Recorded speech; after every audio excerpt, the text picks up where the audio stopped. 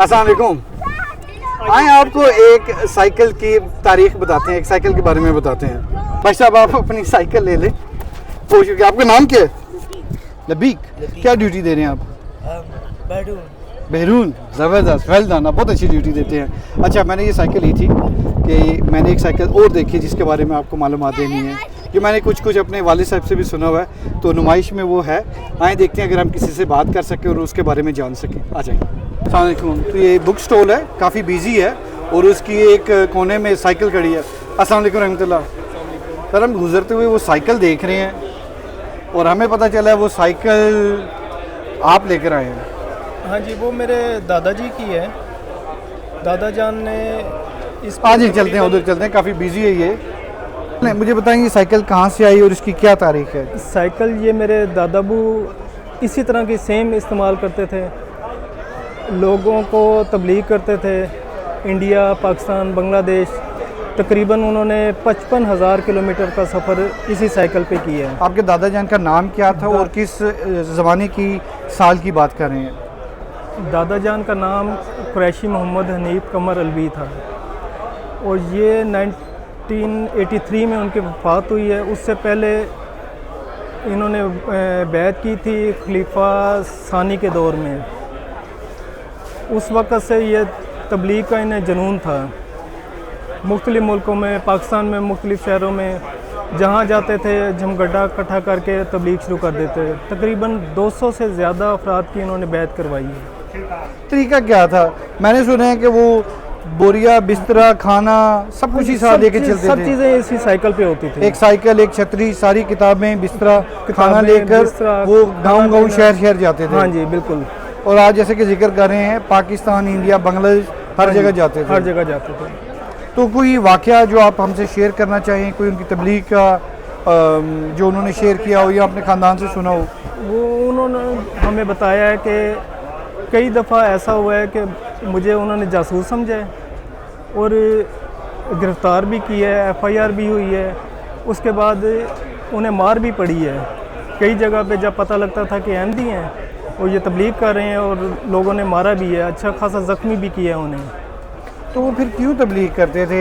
एक तो वो घर से दूर रहते थे, अमशोर के काफ़ी दिन रहते होंगे, खाना भी लेके जाते होंगे बच्चों से, घर से दूर। हाँ जी, फिर आप जैसे कह रहे हैं मुश्किलात भी थी, तो क्या चीज़ थी जो कहती थी कि जाएं तबलीग करें? उन्हें जुनून की हद तक शौक़ था तबलीग का कि हज़रत सल्लल्लाहु अलैहि वसल्लम की, हज़रत मसीह मौऊद अलैहिस्सलाम की तबलीग मैं कर लूँ।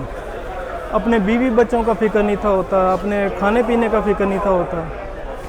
वो कोशिश यही करते थे कि मैं ज़्यादा से ज़्यादा तबलीग करूँ, जमात का पैगाम, हज़रत सल्लल्लाहु अलैहि वसल्लम का पैगाम, हज़रत मसीह मौऊद अलैहिस्सलाम का पैगाम मैं लोगों तक पहुँचाऊँ।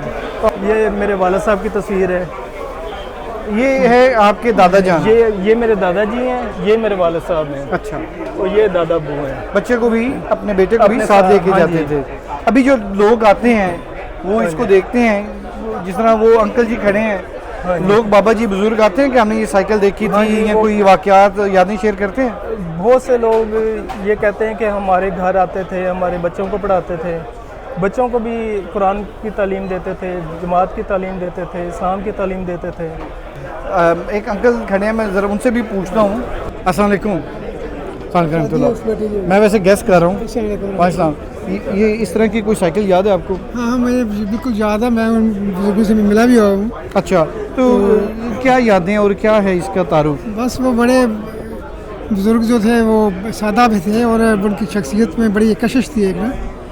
तो वो मैंने खुद उनको देखा है वो साइकिल चलाते हुए। क्या करते थे साइकिल पे?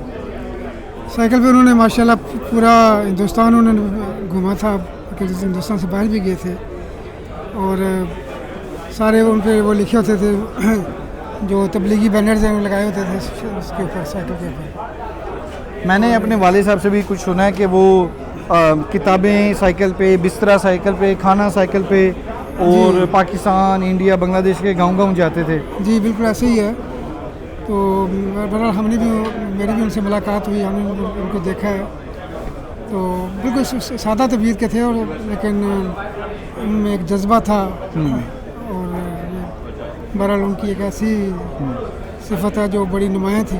चलें, बहुत शुक्रिया आपका। आप कहाँ से तशरीफ़ लाए हैं? मेरा बस है। शुक्रिया।